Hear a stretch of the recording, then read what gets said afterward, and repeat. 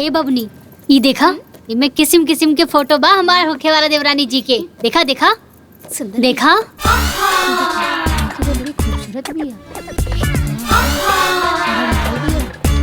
ए भाभी, तू तो बड़ा डिजाइनर देवरानी चुनले बारू हो। ये कार बड़ी महंगी लागती है। अरे हमार होखे वाला देवरानी बाड़ी बड़ घर की बेटी बिया, कार बा ओकरा लगे तो कार के साथ फोटो ना खिंचाई का। ए भाभी, ये तो हीरोइनियन फोटो बा। हमार होखे वाला देवरानी हीरोइन नियन ना लागी त के लागी। ए भाभी, हाँ? ये तो गजबे फोटो बा हो। का हर फोटो में तू लोग नुक्स निकाला तारू?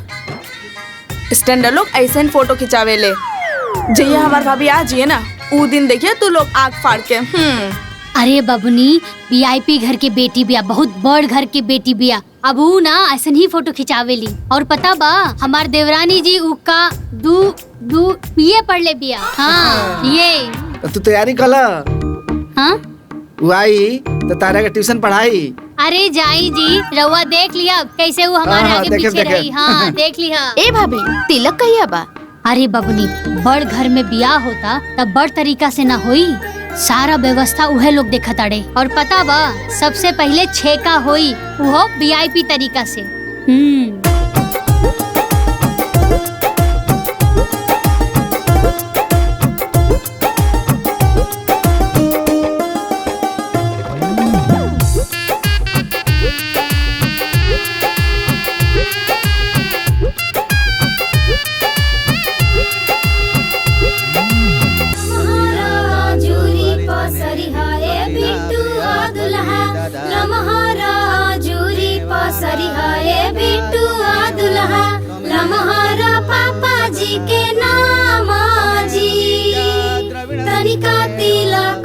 चढ़ई है गुड़िया के पापा, हंसी है नगरिया के लोग। हाथ जोड़ के प्रार्थना कीजिए। पीतल के बर्तन जब देखेली दुल्हा के। ए चाचा, इतना स्टैंडर्ड छेका आज ले हम कभी ना देखनी। अरे तो आज देख ला, हैं? हमार बेटा ओलाक बानू, हैं? अरे सरकारी बैंक में कैसी रहे, रोज करोड़ों रुपए गिनेला तोरी तरफ से ना। रे गोबरा, वीआईपी रिश्तेदार बा तो छेको वीआईपी न होई। हाँ बबुआ, ई तो अभी छेका हो। बियाह में देखियो, अरे तू कौना हॉल में बारात जाई। हल्दी मेहंदी और बारात में सबके बुलावा बा, समझला। अरे तो तू कुद कुद के खूब नचिया। बिल्कुल नाचब फूफा जी। हाँ। हमार देवर जी के बिया बा, खूब नाचे भमता। अरे चाची, ई कौन स्टाइल है हो? अरे बबुआ, बड़का घर में बियाह ऐसा ही न होखेला। बाकी मेहरारू लोग बाराती कहाँ जाइली? अरे पगला हुए का रे, वीआईपी बियाह हो। अब वीआईपी बियाह में मर्द मेहरारू दोनों जाला, बुझाई? हाँ। स्पेशल बुलाहट बा मेहरारू लोग के, तब ना लोग बकलोल। शोर तो ब्याह के बाद होई, पूरे गांव में आए भाई। पहले लोगों ने इंतजाम देखा, वाह क्या बात है। बहुत बढ़िया इंतजाम बा। राहुल सजा तारे और कहाँ बड़े 3-3 आदमी सजा होता करे भाई। अरे ऐडी करो बियाह, वीआईपी बियाह, वीआईपी कम बोल। अरे जाए तो ये बाबू, बड़का घर में बियाह होता, अदानो दहेज मिलल बा। और तो और लड़की इतना सुंदर मिलल बिया कि देख के तो जियारा जोड़ा गई। अरे खुशी के ठिकाना नहीं के ओकर। ये सब फूफा के करतब है। अरे बाप रे बाप, हे भगवान। भाई देखा ना, भाई सबके खातिर कुर्ता, भाई सबके खातिर धोती, और तो और जितना बराती गए हैं सबके एक कंपनी का घड़ी सबके देले बा, हर बराती के देले बा। मन प्रसन्न हो गई। ऐसा बियाह कहीं देखने पड़ा लोगन? अरे महाराज, बियाह के करौले। अरे एकदम सुपर बार रिश्तेदारी, सबके खातिर अलग अलग व्यवस्था। सही बात बा। अरे मामा, एक नंबर के समधियान मिलल बा बाबूजी के। सही काला बेटा, एकदम स्पेशल। और तो और जे लोग देख के हमसे जरूरत रहे ना, ओकरे मुंह पे करिखा पोता गेल होई, करिखा। तनी सुना, 4 ठो मिठाई ना भेजवा दिया ओकरी के हम। जब मिठाई का स्वाद चखी ना, ओके अंदाजा हो जाए कि कैसन घर में बियाह भइला। अरे बेटा, अगर इतना अकल हो तब प्रधानी न जीत जात। सही कहते, सही कहानी। मालूम है पापा जी, माई खूब उर्दू कैलस एकदम गर्दा। अब रहुए सब बताई, हमनी के तो ठहरनी पुराना जमाना के हमनी के का पता बा कि हल्दी कैसे होखेला, मेहंदी कैसे होखेला और हईबर माला। अरे बड़का बड़का में होइबे करेला। ए राहुल कमाई, तू बड़े घर के बेटी का सास बनिए गईलू। आ तू ससुर महाराज। ए काजल। हाँ बुआ। तनी एक गिलास पानी लेके आवा, बड़ा जोर से प्यास लगल बा। ठीक बा, लेके आवा तानी। सब इंतजाम बहुत बढ़िया बा। अरे बुआ खाली पानी ना पी, लड्डू खाई फिर पानी पी। ए बबुनी रउआ लोग भी खाई लड्डू। हाँ, ठीक। अरे देवर जी के ससुरारी से आइल बाली। हाँ, 2-4 गो लड्डू खा के तू पानी पी लो। ऐसे कि ब्याह में नाच नाच के देह में कमजोरी जा गई हुई। अब ऐसी मत बोली, घर में भवे आ गइल बा, अब डायरेक्ट आंगन में आवल छोड़ दी। ए फुआ देखे तारे, छोट भाई के ब्याह का भइल, हमरे घर में हमरा पर नो एंट्री के बोर्ड लग गई। नींबू पानी। पुराना रीति अब रिवाज खड़ा का बानी, जाई ना दुआरी पे। अरे जाता नहीं तो नहीं कर लोगन। अब जाए तो दुल्हन तोहू के आराम मिल गई। हाँ मामी, 2.5 साल से नैहर ना गइल रहनी, अब छोटको आ गइल बा तो 10 दिन खातिर नैहर होके आई। ए भाभी, हाँ? कन्या के मुंह ना दिखाईबू। अरे बबनी बदकही में तो हम भुलैया गई नी। अभी हम तैयार करके लेके आवत आनी, तब तक लड्डू खाई हाँ, रहा ठीक लोग। बा। हाँ? जल्दी अरे लेके बबनी आवा। खा हाँ, लाना खोरे। जल्दी से। अरे वो खाई ना है दीदी। छुटको। अरे देवर जी, वो का करत आनी? अरे जाई दुआरी पे। काहे भाभी? दुआरी पे हित पाहुन बैठल बा, का कही लोग, जाई। हाँ ठीक है।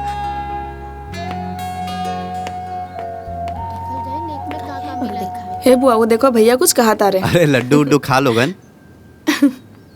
हाँ हाँ खाई बुआ।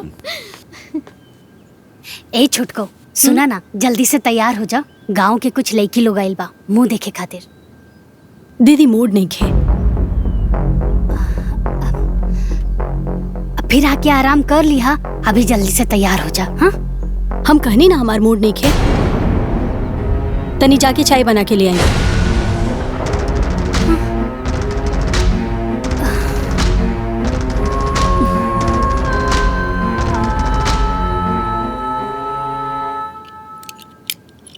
ई का करतनी जी? ई जोन दहेज के नौका सामान मिलल है ना, कुल बड़के कमरा में बंद। अरे रंग रंग के किस्म किस्म के सामान मिलल बा। त सब कमरवा में रख दे, तब घरवा भर न जाई। पगला गेल बाड़ू का? ई कुल सामाना जोन है पुरन के घरों में रख देई, खराब ना हो जाई। अरे जब हम नया घर बनवाई तई कुल सामान वो घर में रखा, ठीक बा ना? काहे से कि हमार बेटा सरकारी बैंक में बा, वो कैशियर रोज करोड़ों रुपए गिनता। त ऐसे ऐसे ना रखाई, बड़ा सा महल बनी, वही महल में कुल सामान रख जाई। ई पूरा गांव देखी और तो और हरलका प्रधानो भी देखी। बुझलू? हैला चाबी रखा संभार के, ठीक है ना? ठीक बा। का करी अम्मा जी? ही आई ना। हाँ दुल्हन, अरे जल्दी आई। का भइल हो? काहे परेशान बड़ो? अम्मा जी, हम छुटको के कहनी कि तैयार हो जाओ, मुंह दिखाई करे के बा। हमरा की झट से जवाब दे देलस, हमरा के तो काठे मार देलस। का कहलसी हो? कहतिया हमार मूडे नहीं के। का? ओकर तबीयत ठीक बानू? अरे बैठ के मोबाइल देखत है। अब का होई अम्मा जी, गांव के लड़की लोगन के सामने तब बेइज्जती हो जाई। दीदी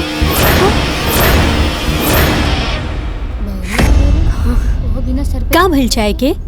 हाँ, हम कब से वेट करत आनी। थोड़ा जल्दी बना के दे दी। हाँ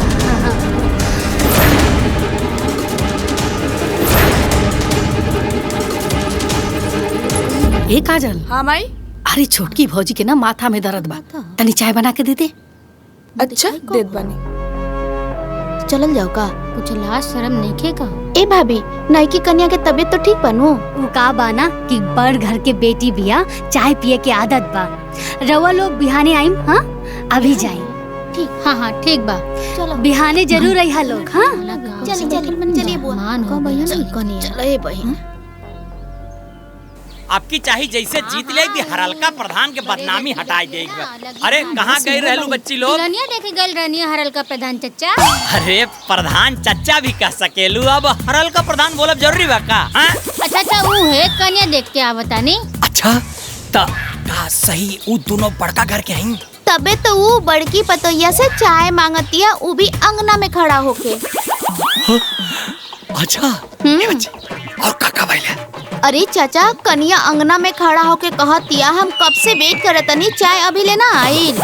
अच्छा हाँ चाचा सभी लोग लजा गए। चल रे नया जमाना के नयका पतोहिया। हम कहनी है कि दहेज के चक्कर में ठगा जाइबा सरऊ, लेकिन ना हमसे अंग्रेजी बतियावत रहे। कंजूस मक्खी चूस। बेटा के बियाह में तक दीवाल में रंग लगा न पहले, आज तक पपड़ी छोड़ता है? बेटा नौकरी का पागल सकरी तो फूल के हनुमान जी हो गईलन, अपने औकात से बाहर चल गईलन। हाथी सब केहू कीन सकेला लेकिन ओकरा राख ना सकेला। भोगा सारे अबे और भोगबा जब आइबा हरलका प्रधान जी तब तो का हम बताई। चलो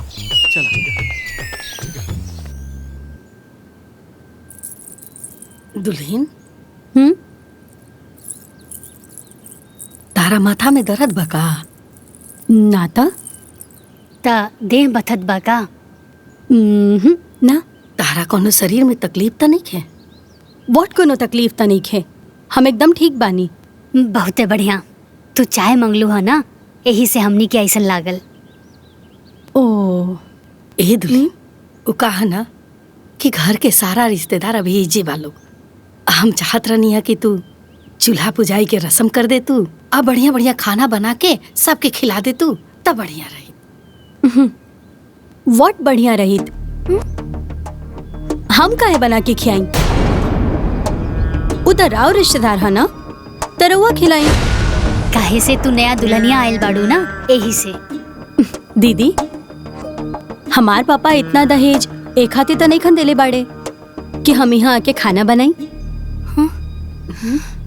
है ना? ताका जे दहेज लेके आवेला वो काम ना करेला का? दीदी रउआ कितना दहेज लेके आयल बानी वो सब हमके पता बा।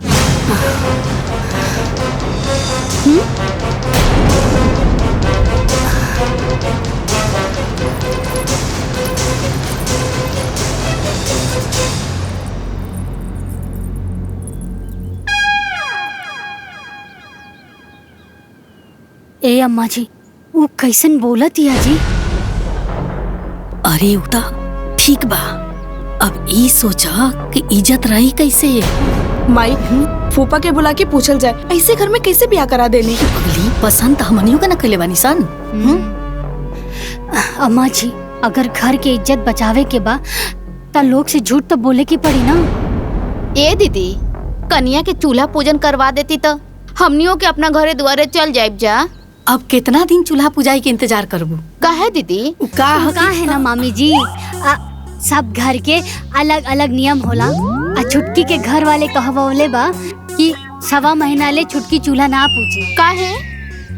अब सबके ना सहाला ना। ना ओसे का भइल?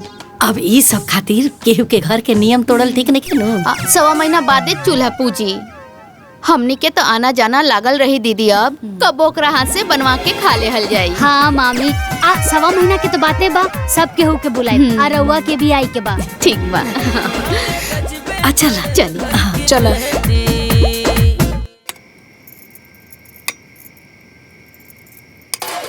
ए बबनी ले जाके अगल बगल के घर में दे आवो, ओकरा बाद में ना पूरा गांव में बटाई, ठीक बा ना? बाकी घर के भी तैयार रखा लोग, हम देके तुरंत आवतानी। लेके जाओ लेके जा जल्दी से। ए अम्मा जी और केकरा घर में जाई? ए दुली जेकरा जेकरा घरे भेजे के बानू ओकरा घरे भेज दा। अरे हमार ते एकर बुद्धि विचार व्यवहार देख के ना गाछी पे चढ़ल मन भुइया गिर गई। का हो घर भर गई ना? भौर भर गई। अब इज्जत बाचे तो जानी का? अरे का बताई हम रउआ के, हियाज के आइल कनिया चुटू चुटू जवाब देतिया। का बोलतिया? का बताई बाबूजी की का कहतिया? अरे मुंह दिखाई के भइल त कहतिया हमार मूडे नहीं खे। और जब चूल्हा पुजाई के भइल त कहा तारी कि हमार पापा जी इतना दहेज खाना बनावे खातिर थोड़े ना देलन। ऐसा कैसे? त जाई जाके पूछी। माई अरे हाँ बबुआ। पूरा शादी बियाह रउआ लोगन के मर्जी से भइल बा। रउआ लोगन खुश तो बानी ना? अरे हाँ बेटा, अब खुश ना रह जा तो कब खुश रह जा? लाखों में एक समधियाना मिलल बा और करोड़ों में एक पत्तो मिलल बिया। देवर जी हमार देवरानी ना एक नंबर बाड़ी। अरे रवा एजा का करत बानी, जाई जाई आराम करी।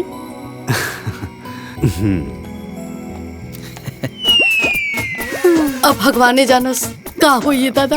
अरे कुछ ना होई, अभी नया नया बिया, सिस्टम समझ में आई, सब ठीक हो जाई। ठीक है ना? हाँ? ए अम्मा जी ठीक हो जाई ना? भगवान जानस सुधरी की ना।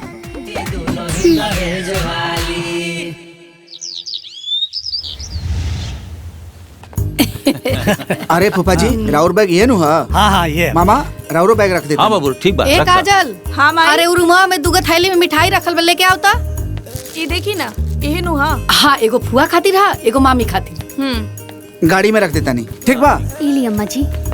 ए लाल बाबू, मोच ऐट के पूरा गांव में घूमिया, तोहरे बेटा का ऐसा घर में बियाह करा देले वाली। अरे भोरे ही गांव में 4 फेरा लगा के आयल बानी। बहुत फास्ट हवा मर्दवा। अम्मा जी छुटकी के बोल दी पैर छुए के। ए दुल्हन, हमरा डर लगता, हम ना बोलो। देवर जी के बोल दी। राहुल, सब केहू जाता लोग।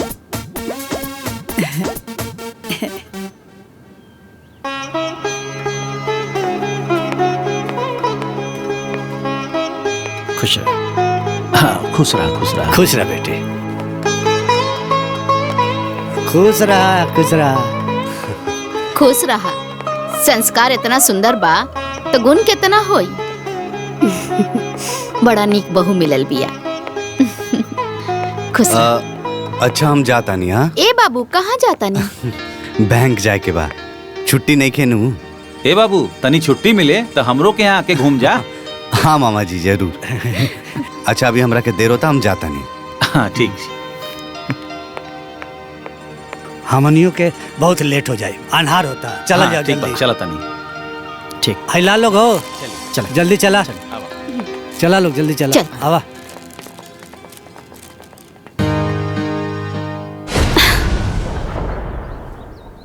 भगवान के दया से सब बढ़िया से हो गया। पतो बड़ा निमन मिलल बिया, सुंदर सुशील। ठीक बा दीदी। चला तनी। बेटा सब रखा गेल कुल? जी खुश प्रणाम खुश फूफा जी। रह, खुश रह, खुश रह। प्रणाम। प्रणाम मामा। चला जाओ, बैठा जा। नमस्कार बेटा। प्रणाम दीदी। प्रणाम फूफा। प्रणाम मम्मी। खुश रहा। प्रणाम खुश रहा। प्रणाम।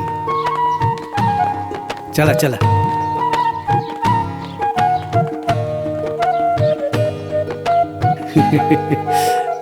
ठीक बा फूफा जी, पहुँच के फोन करे।